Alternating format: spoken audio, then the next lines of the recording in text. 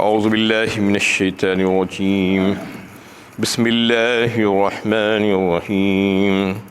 لقد ارسلنا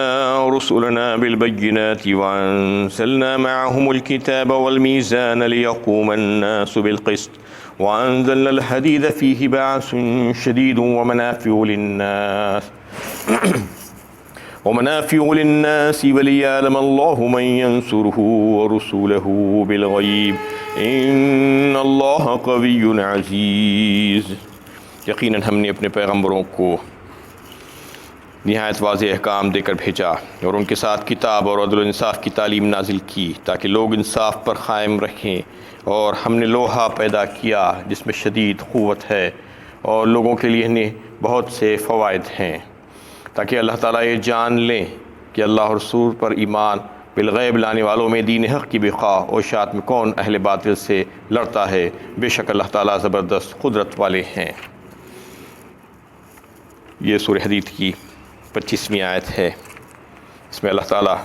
پیغمبروں کو جو بھیجنے کا سلسلہ جاری فرمائے ہیں اس کی علت بتا رہے ہیں کہ پیغمبروں کو اور رسولوں کو ہم جو بھیجتے ہیں تو 3 چیزوں کے ساتھ بھیجا جاتا ہے ان کو۔ سب سے پہلے واضح نشانات اور معجزات اور کتابیں جو ان کے احکامات کو ان کی تشریح کرتی ہوئی، اور پھر میزان کا ذکر آیا تھا۔ یہ تینوں چیزوں کے ساتھ بھیج کر امت میں، لوگوں میں انفرادی اور اجتماعی طور پر عدل و انصاف کو قائم کرنے کے لیے بھیجا جاتا ہے، اور انسانوں کو اس بات کا احساس دلانے کے لیے کہ ان کے اوپر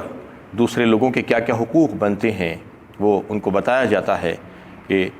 اللہ کا کیا حق ہے اور خود اپنے ان کے نفس کا کیا حق بنتا ہے، اور دیگر بندگان خدا کے کیا حقوق ان کے اوپر عائد ہوتے ہیں، اس کو وہ انصاف کے ساتھ ادا کرنے والے بن جائیں،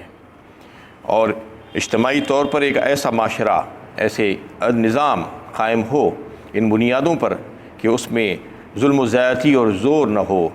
یعنی جبر نہ ہو، سب اطمینان کے ساتھ، امن کے ساتھ زندہ رہیں، اور یعنی افراط و تفریط کے بغیر لوگ اپنی اپنی ذمہ داریوں کو نبھائیں۔ اس طریقے سے زندگی کے ہر شعبے میں انہیں عدل و توازن ہو، یہ اللہ تعالیٰ چاہتے ہیں، اپنے رسولوں کے ذریعے سے اس کو قائم فرمانا چاہتے ہیں۔ اس کے لیے ایک لفظ آیا وَأَنزَلْنَا الْحَدِيدَ، ہم نے لوہا نازل کیا، فِيهِ بَأْسٌ شَدِيدٌ وَمَنَافِعُ لِلنَّاسِ فرمایا اس کے ساتھ، اس میں شدید قوت ہے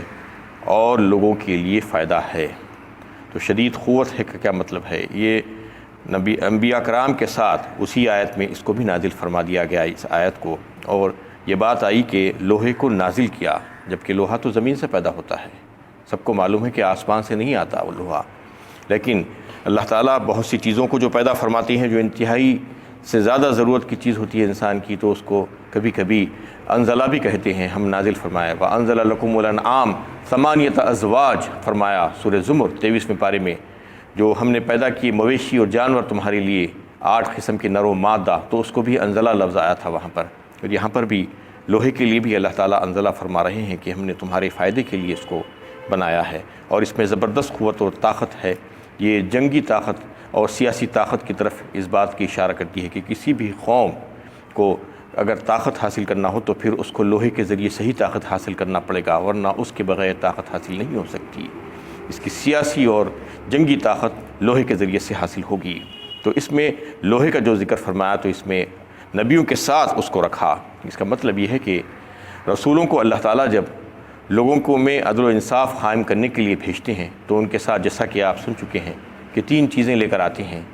کتابیں لے کر آتے ہیں، معجزات لے کر آتے ہیں، اور عدل و انصاف کی باتیں، حکمت کی باتیں، اور جو ہے میزان لے کر آتے ہیں وہ، اور تبلیغ کے ذریعے سے ان کو سمجھایا جاتا ہے، بتایا جاتا ہے ساری چیزیں افہام و تفہیم کے ذریعے سے۔ لیکن اس میں ایک بات اللہ تعالیٰ یہ بتایا ہے کہ صرف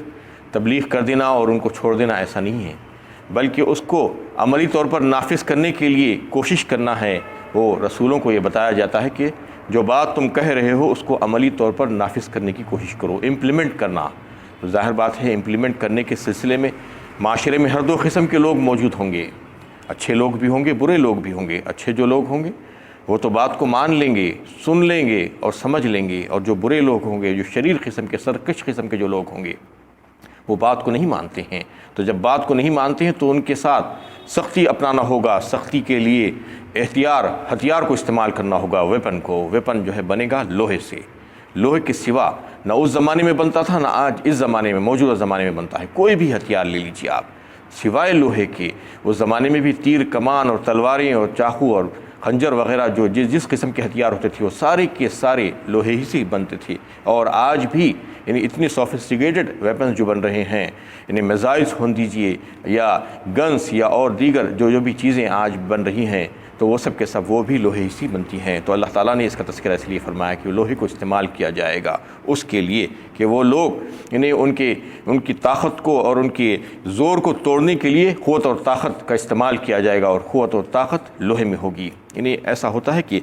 بہت سے وقتوں میں انسان کو نرمی سے اگر سمجھایا جائے بار بار، اور اس کو صرف اس سے گفتگو کی جائے تو بات سمجھ میں نہیں آتی، ہمیشہ جو ہے یہ بات چلنے والی نہیں ہوتی، کبھی کبھی سختی بھی کرنا پڑتا ہے۔ تو اسلام اس بات کی طرف متوجہ کرتا ہے کہ ہمیشہ نرمی نہیں چلنے والی ہے۔ جب بات نہیں مان رہے ہیں، سرکشی کر رہے ہیں اور عدل و انصاف کو جو ہے بکھیر رہے ہیں، وہ اللہ تعالیٰ جو نبیوں کے ذریعے سے جو قائم فرمانا چاہتے تھے اس کو قائم نہیں کرنے دے رہے ہیں جو سرکشی اور شرارت کی وجہ سے، تو پھر ان کو سزا دینی بھی ضروری ہو جاتی ہے۔ سزا دینے کے لیے ہتھیار کا استعمال کرنا ہوگا، اور ہتھیار لوہے ہی سے بنیں گے۔ تو اس میں یہ بات کو واضح کر دیا گیا۔ اور اس کے علاوہ دوسرا استعمال بھی ہے لوہے کا، یہ بتایا ہے کہ فیہ باس شدید و منافع للناس، لوگوں کے لیے بے حد فائدے ہیں، اس میں بے حد و حساب فائدے ہیں۔ آپ اندازہ کر کے دیکھیے کہ کوئی انڈسٹری بغیر لوہے کے نہیں چل سکتی آج، کوئی بھی انڈسٹری، اور شاید ہی کوئی پروڈکٹ ہوگا جو بغیر لوہے کے بن جاتا ہوگا۔ وہ بہت کم چیزیں ہوں گی جو لوہے کے بغیر بنتی ہیں، ورنہ ہر چیز میں لوہا آئرن استعمال ہوتا ہے، اور سارے مشین جس سے بنایا جاتا ہے، مینوفیکچر کیا جاتا ہے، وہ بھی سب کے سب لوہے ہی سے بنائے جاتے ہیں، آئرن ہی ہوتا ہے، اس میں آئرن کی کوئی نہ کوئی قسم ہوتی ہے۔ تو اس طریقے سے اللہ تعالیٰ نے یہ بات فرما دی کہ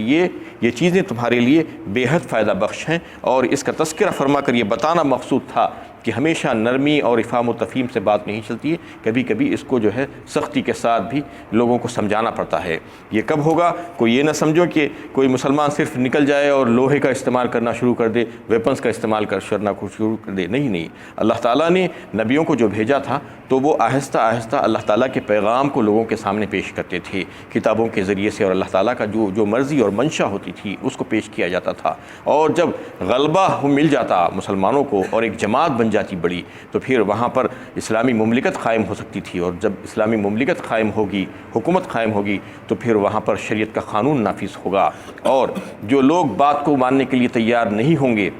اسلام کو دین حق میں آنے کے لیے تیار نہیں ہوں گے، ان سے جزیہ لیا جائے گا، ان سے ٹیکس لیا جائے گا، اور جو ٹیکس دینے کے لیے بھی تیار نہیں ہوں گے تو پھر ان کے ساتھ مقابلہ کیا جائے گا، مقابلہ ہتھیاروں سے ہوگا۔ تو یہ کیفیت ہونی چاہیے، ایسا نہیں کہ ہر کس و ناکس کوئی بھی ہتھیار اٹھا کر چلا جائے اور لڑنا شروع کر دے۔ نہیں، اسلامی مملکت میں جہاں پر شریعت کو نافذ کیا جائے گا، جہاں پر مسلمانوں کا غلبہ ہوگا، وہیں پر ہوگا یہ کام، ورنہ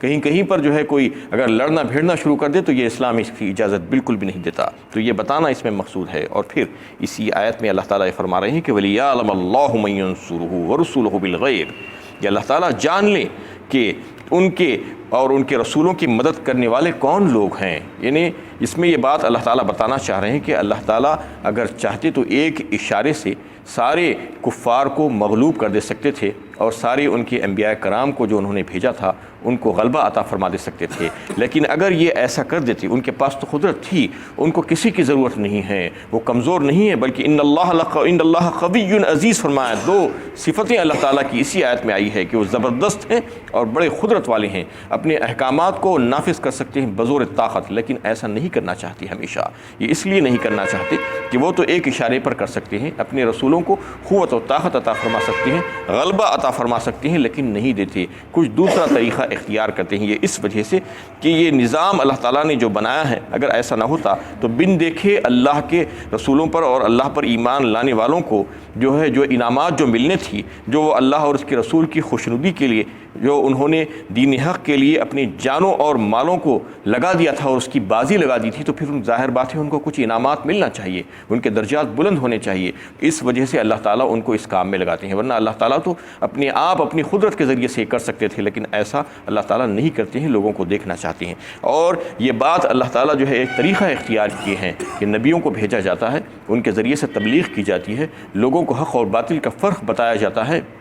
عدل و انصاف کو قائم کرنے کی کوشش کی جاتی ہے، لیکن زبردستی کسی کے اوپر نہیں کی جاتی۔ ارادے اور اختیار کی آزادی دے کر سب کو رکھا گیا ہے اور کہا گیا ہے کہ تم چاہو تو اس کو یعنی مان لو یہ بات کو، اور چاہو تو رد کر دو، تمہارے اوپر ہے۔ اور جو مان لیتے ہیں پھر ان سے کہا جاتا ہے، مطالبہ کیا جاتا ہے کہ آ جاؤ ہماری طرف، اور جو ہے اس نظام کو یعنی جو حق کا نظام جو قائم ہونے والا ہے اس میں ہمارے ساتھ جڑ جاؤ، ہمارے رسولوں کے ساتھ مل کر جدوجہد کرو، لوگوں کے ساتھ لڑنے کی کوشش کرو، ان کو بات سمجھانے کی کوشش کرو۔ تو اس کو اللہ تعالیٰ دیکھنا چاہتے ہیں کہ کون ان کی ہے اور کون غیر ہیں، کون جو ہے ان کی بات کو مان کر ان کی اور ان کے رسولوں کے ساتھ مل جاتے ہیں بغیر اللہ کو دیکھے کہ اس بات کو تسلیم کر لیتے ہیں۔ تو وہ لوگ جو ہے جو حق کی راہ میں لڑ کر جدوجہد کرتے ہیں، اپنی جانوں اور مالوں کو قربانی دیتے ہیں، اور وہ لوگ ہوتے ہیں جو اس کے برخلاف جو ناحق جو ہے جاتے ہیں اور ان لوگوں سے جو رسولوں سے لڑنا چاہتے ہیں۔ تو یہ دونوں لوگوں کو اللہ تعالیٰ دیکھ لینا چاہتے ہیں۔ اس میں وَلِيَعْلَمَ اللَّهُ مَن يَنصُرُهُ وَرُسُلُهُ بِالْغَيْبِ، اس میں یہی بات اللہ تعالیٰ بتانا چاہ رہے ہیں۔ وَلَقَدْ أَرْسَلْنَا نُوحًا وَإِبْرَاهِيمَ وَجَعَلْنَا فِي ذُرِّيَّتِهِ النُّبُوَّةَ والکتاب فمنہم مہتد وکثیر منہم فاسقون، اور ہم نے نوح اور ابراہیم علیہ السلام کو پیغمبر بنا کر بھیجا، اور ہم نے ان کی اولاد میں نبوت اور کتاب کا سلسلہ جاری رکھا، تو ان میں بعض تو ہدایت یافتہ ہوئے اور بہت سے ان میں نافرمان ہی رہے۔ یہ دونوں ہی کی نسلوں سے سلسلہ چلتا رہا انبیاء کرام کے آنے کا۔ ایک تو جو حضرت نوح علیہ السلام کو آدم ثانی بھی کہا جاتا ہے، کیونکہ طوفان نوح کے بعد انہی کی نسل میں سے جو ہے ساری دنیا چلی۔ اس کے بعد ابراہیم علیہ السلام کو پیغمبر کہا جاتا ہے، ابو الانبیاء کہا جاتا ہے، اس وجہ سے کہ ان کی نسل میں ہزاروں پیغمبر تشریف لائے، مبعوث کیے گئے۔ تو انہی کی نسل میں سے پیغمبر بھی آئے اور انہی کی نسل میں جو ہے کتابیں بھی دی گئی، لیکن سب کے سب ہدایت یافتہ نہیں ہوئے، بلکہ بعض جو ہے گمراہ بھی ہوئے۔ وَكَثِيرٌ مِّنْهُمْ فَاسِقُونَ، بہت سے اس میں نافرمان رہے۔ اللہ تعالیٰ فرما رہے ہیں یعنی انبیاء کرام کی اولادوں میں بھی ایسے رہے، جبکہ ان کے آباء و اجداد کیسے تھے، ان کے پاس کتابیں آئیں اور ان کے پاس ہدایت کے سامان آئے، لیکن اس کے باوجود وہ بات کو نہیں مانا انہوں نے۔ ثُمَّ قَفَّيْنَا عَلَىٰ آثَارِهِمْ بِرُسُلِنَا وَقَفَّيْنَا بِعِيسَىٰ ابْنِ مَرْيَمَ وَآتَيْنَاهُ الْإِنجِيلَ، پھر ان کے بعد ہم نے پے در پہ اپنے رسول بھیجے اور ان کے بعد عیسیٰ ابن مریم کو بھیجا اور انہیں انجیل عطا کی۔ وَجَعَلْنَا فِي قُلُوبِ الَّذِينَ اتَّبَعُوهُ رَأْفَةً وَرَحْمَةً، اور جن لوگوں نے ان کی پیروی کی ان کے دلوں میں ہم نے شفقت اور ہمدردی پیدا کی۔ رافع اور رحمہ کا لفظ آیا ہے کہ وہ ہمدردی کرتے تھے۔ عیسیٰ علیہ السلام کی خصوصی اوصاف تھے یہ کہ لوگوں کے ساتھ رحم کا معاملہ کرتے تھے، نرمی کا معاملہ کرتے تھے اور ان کے ساتھ ہمدردی کا مظاہرہ کرتے تھے۔ وَرَهْبَانِيَةٍ ابْتَدَعُوهَا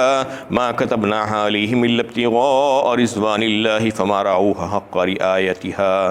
فَآتَيْنَا الَّذِينَ مِنْهُمْ آمَنُوا مِنْهُمْ أَجْرَهُمْ وَكَثِيرٌ مِّنْهُمْ فَاسِقُونَ، اور رہبانیت خود انہوں نے ایجاد کر لی، ہم نے ان کو اس کا حکم نہیں دیا تھا۔ اللہ کی خوشنودی کی طلب میں انہوں نے یہ بدعت نکالی، پھر یہ اس رہبانیت کو بھی نبھا نہ سکے۔ پس ان لوگوں میں سے جو ایمان لائے تھے ہم نے انہیں ان کا اجر عطا کیا، مگر ان میں سے اکثر لوگ فاسق اور نافرمان ہیں۔ وآخر دعوانا ان الحمد للہ رب العالمین۔